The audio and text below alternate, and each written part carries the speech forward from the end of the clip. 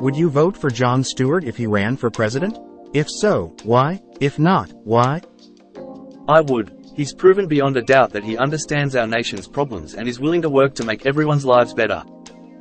Yes, the guy is the real deal. His work helping first responders shows a lot of compassion and initiative. Plus, he's a quick thinker. No, he's not quite old enough. I only vote for people so old that they're dead inside and old enough where they won't have to live with the consequences of their decisions. I have great news for you. I have not seen everything Jon Stewart has done, but I know that in particular when he discussed a field I was knowledgeable in, he missed the mark fairly significantly. With that said, I would not be afraid to vote for him because I believe he does have integrity and a drive to make the world better. Hopefully he can surround himself with a knowledgeable cabinet to help him, and I would assume he would leave office with the US being on a better path than when he came in. No. Can we all be done voting for celebrities? Idiocracy was supposed to be satire, not a prophecy. No, Jon Stewart does more good on the outside raising important questions than he would on the inside being awash with the institutional him. Continue to do his good work. Give him more to do, bigger audiences, bigger platform.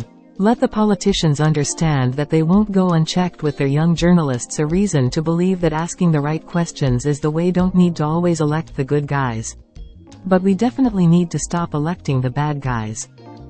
Yes, mainly because he doesn't want to be really hate that this throwaway pointless comment is my most upvoted of all time. Greater than hopefully he can surround himself with a knowledgeable cabinet to help him. This is it right here. I feel like he's humble enough that he would do exactly this before making big decisions. There's a big difference between how he speaks about subjects in his comedy shows and how he would make decisions that affect millions of people. I feel he has shown us he is a humble, intelligent, and empathetic man. That alone puts him light years ahead of anyone currently in American politics. No, absolutely not. In politics and government, diagnosis and treatment are two different skill sets. Jon Stewart is great at accurately diagnosing societal ills, and even putting forth effective fixes to many issues.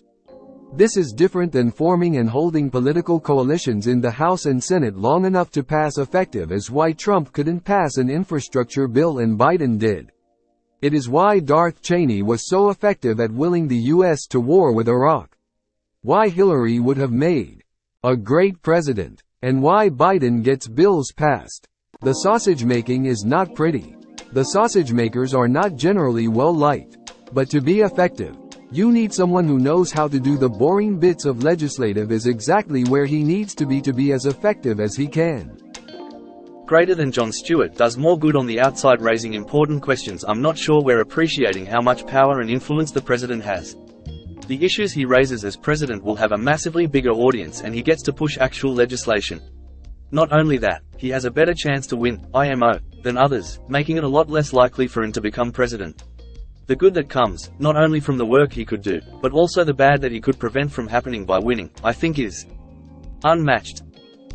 I think the problem is our only choices end up being bad guys. We've been playing the lesser of two evils game for decades now, and it sucks.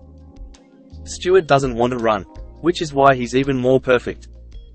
I think a lot of the country would consider Jon Stewart running for president as a joke. Then the first debates would happen and people would change their minds as he rips his opponents to shreds, in both the primaries and general election. I think that is probably true. There are plenty of things I disagree with him on, but he is clearly very intelligent. I also get the sense that he is genuine. I'd take sincerity over complete political alignment. Two-party system must go. It's leading this country to ruin. Both are corrupt beyond belief. No, because I live in Brazil. Let the man help animals on his sanctuary in peace. Greater than the major problem. One of the major problems, for there are several, one of the many major problems with governing people is that of whom you get to do it. Or rather of who manages to get people to let them do it to them. Greater than to summarize, it is a well-known fact that those people who must want to rule people are, ipso facto, those least suited to do it. Greater than to summarize the summary, anyone who is capable of getting themselves made president should on no account be allowed to do the Just imagine if people couldn't announce their candidacy for president themselves. But instead the public would announce who they want and then vote on it. And if the people want you, then that's your job for the next 4 years, whether you want to do it or not. Why not? Having a Green Lantern as a president would be pretty swell. As a great author once said, no one who wants to be president should be allowed to be president *edit*. I can't believe this needs to be said, but clearly it does. This is not the same thing as saying, everyone who doesn't want to be president should be president. It starts with education. If we still had good education, which we don't in most places thanks to the actual one evil asterisk, then you would be more aware of reality. Go read the part about the judges. That is a president's actual legacy, the main high-level task of a president. If you unpack the major legislation, it is progressive and full of social welfare expansions. He did this after a dumpster fire of a president asterisk from the actual bad guy, asterisk a global pandemic and recession, and a major Baltic War. Oh, and a joke of a Congress that barely had a majority for these years because of cinema and Manchin. And thanks to the lack of education I mentioned earlier, the Republicans are basically guaranteed to take the Senate, and lack of education I mentioned earlier is why people have always been vulnerable to fascism's both sides narrative. Biden has moved progressively left in his presidency, from his judges, hello, Ketanji, to his cabinet to the major legislation to most of his stances. No, not all, he hasn't been populism, not only loves their blatant both-side isms and fallacies, including hating on old politicians. There are great old politicians and corrupt young politicians, but they love to attack Democratic politicians for their messaging, yet they post worthless like this just to hear themselves talk. And because it sounds safe and feels good, it gets upvoted by both sides. Conservatives would upvote your tape because it helps them, not the left. It starts with education. There are absolutely not only two bad guys, but this on social media. The past 10 years is why we're in the position we're in, and you still haven't learned. Agreed. His testimony in the 9/11 firefighters case really opened my eyes to the fact that he believes passionately in doing the right thing and loves his country. He sounds like a real hoopy frood, you know? There isn't mandated two-party system to dismantle. Political parties are private organizations.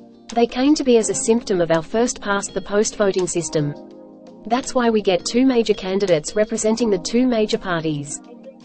I can't recall the name of the phenomenon, but it's pretty common for experts to be dissatisfied with media coverage of their own subject matter, and to still believe media coverage of other subjects. Writing for a general audience requires simplifications that are just not acceptable to experts.